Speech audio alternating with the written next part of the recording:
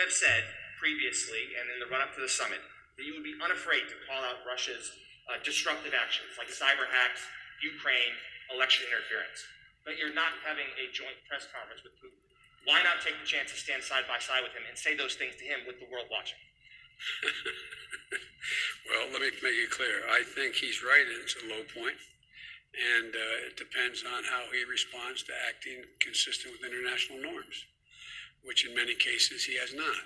As I told him when I was running and when I got elected, before I was sworn in, that I was going to find out whether or not he in fact did engage in trying to interfere in our election, that I was going to take a look at whether he was involved in the cybersecurity breach that occurred, etc. And if I did, I was going to respond. I did. I checked it out, so I had access to all the intelligence. He was engaged in those activities. I did respond and made it clear that I'd respond again. With regard to, I always found, and I don't mean to suggest that the press should not know, but this is not a contest about who can do better in front of a press conference or try to embarrass each other. It's about making myself very clear what the conditions are to get a better relationship are with Russia. We're not looking for conflict.